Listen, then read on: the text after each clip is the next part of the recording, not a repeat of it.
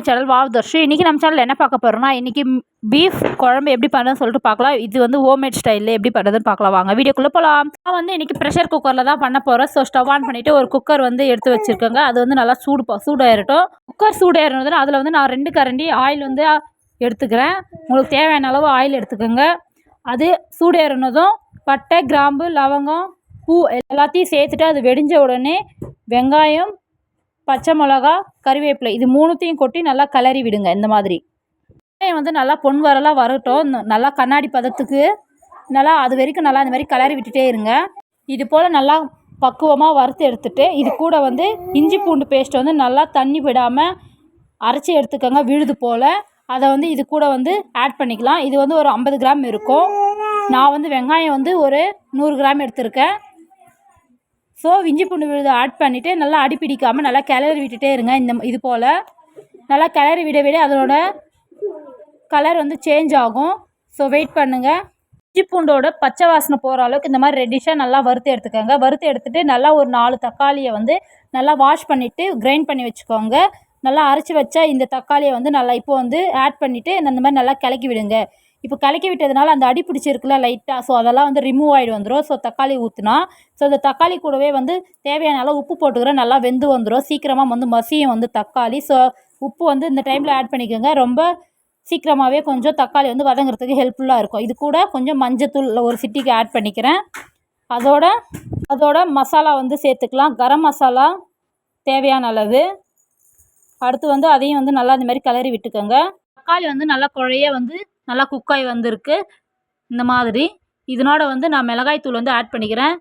ரெகுலராக நம்ம வீட்டில் அரைச்சி வச்சுருக்க மிளகாய்த்தூள் தான். நான் ஒரு 2 டீஸ்பூன் 2.5 டீஸ்பூன் என் காரத்துக்கு ஏற்ற மாதிரி நான் ஆட் பண்ணிக்கிறேன். உங்களுக்கு காரம் எவ்வளோ தேவையோ அவ்வளோ ஆட் பண்ணிக்கோங்க. ஆட் பண்ணிவிட்டு இதையும் வந்து நல்லா அந்த மாதிரி கிளறி விட்டுடுங்க. அடிப்பிடிக்காமல் மிளகாய்த்தூள் வாட போகிற வரைக்கும் நல்லா கிளறி விட்டுட்டு இருங்க. இந்த டைமில் லைட்டாக அடிப்பிடிக்கிற மாதிரி இருந்தாலோ ஒரு மாதிரி ஸ்மெல்லு வந்தாலோ ஸோ நீங்கள் பயப்பட வேண்டிய அவசியம் இல்லை.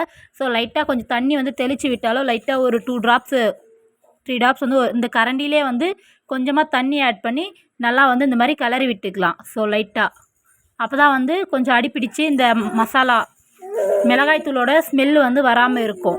ஸோ இந்த மாதிரி கிளறி விட்டுட்டிங்களன்னா கொஞ்சம் கொஞ்சமாக தண்ணி ஆட் பண்ணி ஸோ நல்லா வந்து மிளகாய்த்தூள் வாசனை வந்து அடிப்பிடிக்காமல் இருக்கும்.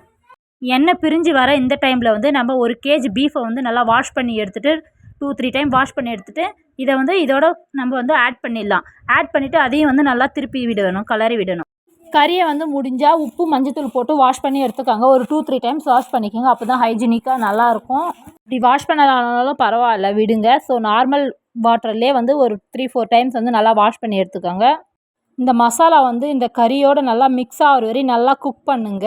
வந்து மூடி போடாமல் நல்லா வந்து ஒரு 10% வந்து இந்த ஓப்பன்லேயே வந்து குக் ஆகிருக்கணும். இந்த கறி வந்து மசாலாவோட கறி வந்து நல்லா 10 மினிட்ஸ் குக் ஆகிடுச்சு. ஸோ லைட்டாக கொஞ்சம் தண்ணி விட்டுட்டு இந்த மாதிரி நல்லா ஃபஸ்ட்டு கிளறி விடுறேன்.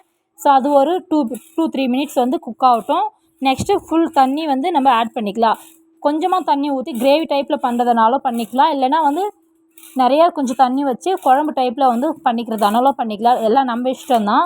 ஸோ என்ன பண்ண போகிறோன்னு சொல்லிட்டு ஃபஸ்ட்டு டிசைட் பண்ணிவிட்டு ஸ்டார்ட் பண்ணுங்கள். இந்த மெத்தட்லேயே ஹோம்மேட் ஸ்டைலில் நாங்கள் எங்கள் வீட்டில் இப்படி தான் பண்ணுவோம். ஸோ செம்ம டேஸ்டியாகவே இருக்கும். இந்த 2-3 மினிட்ஸும் நல்லா குக் ஆகிடுச்சு. ஸோ இப்போ எனக்கு தேவையான அளவு நான் வந்து தண்ணி விட்டுக்கிறேன். ஒரு 1/2 லிட்டர் அளவுக்கு இந்த சொம்பில் வந்து தண்ணி எடுத்து இந்த மாதிரி சைடில் இருக்க மசாலாவெல்லாம் கொஞ்சம் தேய்ச்சி கீழே விட்டுட்டு தேவையான அளவு தண்ணி வந்து ஆட் பண்ணிக்கிறேன். இந்த அளவுக்கு வாட்டர் இருந்தால் போதும். ஸோ நான் இப்போ வந்து விசில் போட போகிறேன். ஸோ கேஸ் கட் வந்து மூடி வந்து க்ளோஸ் பண்ணிவிட்டு லெட்டை வச்சுருங்க மறக்காமல். ஸோ ஒரு 3-4 விசில் வந்தால் போதும். ஸோ நல்லாவே வந்து பாயில் ஆகிடும். 3 விசில் வந்து விட்டு எடுத்துட்டேன். ஸோ ஓப்பன் பண்ணி பார்க்கலாம். ஸோ இந்த மாதிரி தான் இருக்குது. ஸோ நல்லா வந்து கொதிச்சுட்டு இருக்குது. குழம்பு சுட சுட அதனோட வாசம் வந்து வீடு ஃபுல்லாக இருக்குது. இஞ்சி பூண்டு பேஸ்ட்டு போட்ட வாசம். ஸோ கறி குழம்பு வாசம் செம்மையாக இருக்குது. இந்த டைமில் கொத்தமல்லி தலையை வந்து நல்லா நறுக்கி வச்சுருக்கேன். அதை வந்து நல்லா இந்த மாதிரி போட்டுட்டு நல்லா கலக்கி விட்டுருங்க. சாதம், இட்லி, தோசை, சப்பாத்தி, பூரின்னு சொல்லிட்டு லைனாக அடிக்கிட்டே போகலாம். எல்லாத்துக்கூடயும் இதை வந்து காம்பினேஷனாக வந்து வச்சு சாப்பிட்லாம். ஆமாம், நீங்களும் ட்ரை பண்ணி பாருங்கள். மறக்காமல் வாவ்தர்ஷு சேனலை சப்ஸ்கிரைப் பண்ணிக்கோங்க. தேங்க்யூ.